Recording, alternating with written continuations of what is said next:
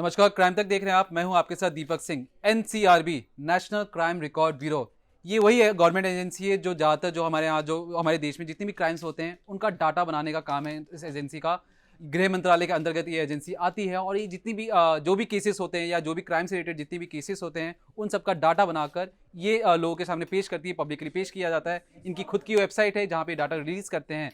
तो वहीं मंगलवार के दिन यानी परसों के जो बीता हुआ परसों था, उन्होंने उस दिन एक डाटा रिलीज किया मंगलवार के दिन, जहां पे उन्होंने बताया कि जो टॉप 5 स्टेट्स हैं अलग अलग जो क्राइम्स हैं उनमें कौन सा स्टेट कहां रैंक करता है।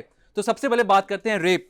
सेक्शन 376 आईपीसी धारा जो है उसमें ये जो रेप का जो क्राइम है वो आता है। उसमें सबसे पहले जो टॉप जिसने किया है वो है राजस्थान। राजस्थान में रेप के केसेस सबसे ज्यादा दर्ज किए गए हैं। 5310 रेप के केसेस दर्ज किए गए हैं 2020 में। याद रखिए 2020 वो माह होता जब कोविड प्रोटोकॉल से जहां पे भीड़ बहुत ज्यादा लोगों के सामने नहीं थी, वहां पे भी राजस्थान ने 5310 रेप के केसेस दर्ज किए गए। वहीं मैं आपको अगर बता दूं, उत्तर प्रदेश जो सेकंड नंबर पे है वहां पे 2769 रेप के केसेस दर्ज किए गए हैं। वहीं मध्य प्रदेश में 2339 केसेस रेप के केसेस पूरे मध्य प्रदेश में दर्ज किए गए। वहीं अगर महाराष्ट्र की बात करते हैं तो 2061 केस सामने आए हैं। और वहीं अगर असम की बात करें, असम नॉर्थ ईस्ट का इलाका है जहां पर 1657 रेप के केसेस दर्ज किए गए। नॉर्थ ईस्ट में असम से इतनी बड़ी जो रेप के केसेस आना बहुत बड़ी बात है, क्योंकि असम छोटा सा स्टेट है, नॉर्थ ईस्ट का स्टेट है। वहां पे रेप के केसेस दिन ब दिन जो हम खबरें आती थी बढ़ती जा रही थी। तो ये टॉप 5 स्टेट जो अगर फिर से बता दूं जो रेप के केसेस में सबसे ऊपर हैं, जहां पे सबसे ज्यादा केसेस रेप के केसेस दर्ज किए गए, उसमें सबसे ऊपर है राजस्थान, उत्तर प्रदेश, मध्य प्रदेश, महाराष्ट्र और असम। अब बात करते हैं डॉरी, जो दहेज और उत्पीड़न के जो मामले सामने आते हैं उसमें उत्तर प्रदेश में सबसे ज्यादा मामले सामने आए हैं। ये नंबर बताता है 2274, यानी 2274, मतलब 2274 दहेज के उत्पीड़न के मामले सामने आए उत्तर प्रदेश में। उसके बाद सेकंड नंबर पे आता है बिहार, 1046 ये वो नंबर है, वही आंकड़े हैं जो दहेज उत्पीड़न के मामले आते हैं। समझिए इस चीज को, उत्तर प्रदेश और बिहार की ये दो बड़े स्टेट हैं जहां पे दहेज उत्पीड़न के सबसे ज्यादा मामले सामने आए हैं।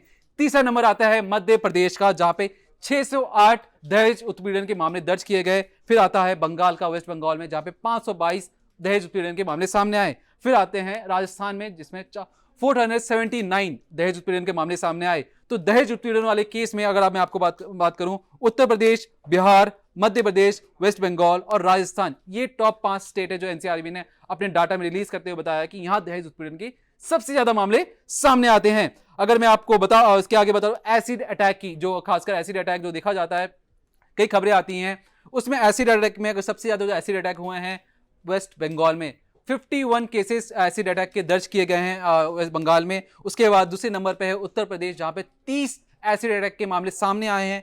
फिर उस तीसरे नंबर पे है मध्य प्रदेश, जहां पे 13 एसिड अटैक के मामले सामने आए। फिर वहीं अगर साउथ में बात करूं तो साउथ में केरल ऐसा एक राज्य है जहां पे सबसे ज्यादा, अगर साउथ इंडिया की हम बात करें तो केरल में सबसे ज्यादा एसिड अटैक के मामले सामने आए, जहां पे 11 केस दर्ज हुए थे पूरे राज्य में। फिर वही बात करते हैं उड़ीसा की, तो उड़ीसा में भी लगभग उतने ही 11 केस जो एसिड अटैक के मामले सामने आए, वहां पे भी 11। तो इस तरह के जो आंकड़े हैं जो एसिड अटैक के में जो आंकड़े हैं मैं आपको फिर से दोहरा दूं, वेस्ट बंगाल में 51, उत्तर प्रदेश में 30, मध्य प्रदेश में 13, केरल और उड़ीसा में 11-11। तो एसिड अटैक में ये 5 राज्य हैं जिन्होंने जो आंकड़े सामने आए एनसीआरबी के तहत। फिर अगर हम बात करें, अगर मैं बात करूं मेडिकल नेग्लिजेंस, मतलब अगर आप हॉस्पिटल में पहुंचते हैं और आपको अस्पताल की मुहैया समय पर नहीं मिलता, उसकी वजह से जो मौत की जो खबरें सामने आती हैं या जो डाटा है वो कहता है उत्तर प्रदेश में मेडिकल समय पे मेडिकल हेल्थ ना मिलने की वजह से जो मौत हुई है, उत्तर प्रदेश में 29 मामले ऐसे सामने आए हैं। राजस्थान में 23, मध्य प्रदेश में 11, झारखंड में 10, हरियाणा में 7। ये याद रखिए, ये बड़े बड़े राज्य हैं। उत्तर प्रदेश बहुत, जिसमें 22 से 23 करोड़ की जनसंख्या है उत्तर प्रदेश में, वहां पे अगर मेडिकल नेग्लिजेंस की जो बात सामने आती है, ये अपने आप में ही रोंगटे खड़े करने वाला मामला है। फिर अगर बात करते हैं हिट एंड रन केस के मामले में, हिट एंड रन केस ये बहुत ज्यादा जो खबरों में सामने आया था कि ये कोरोना प्रोटोकॉल से तो लोग कह रहे थे कि रोड एक्सीडेंट कम हो गए हैं, लेकिन फिर भी हिट एंड रन का अगर सीधा सा मतलब है कि आप एक्सीडेंट करके कोई भाग जाता है तो उसे हिट एंड रन केस कहते हैं। इसमें उत्तर प्रदेश में सबसे ज्यादा मामले सामने आए हैं, 13,862 केस, यानी 13862, 13,862 केस ये उत्तर प्रदेश से सामने आए हैं। दूसरे नंबर पे मध्य प्रदेश 6,664 केसेस सामने आए। ओडिशा से 3,735, महाराष्ट्र से 2,169 केस, छत्तीसगढ़ में 1749, ये सोचिए ये वो आंकड़े हैं जब हिट एंड रन केस का जो मामला है, जहां पे गाड़ी कोई भी जो चालक होता है वो रौंद के चले जाता है और उसका कोई पीछे देखभाल करने वाला नहीं। तो ये हिट एंड रन केस के जो मामले हैं ये सामने एनसीआरबी ने डाटा पेश किया है।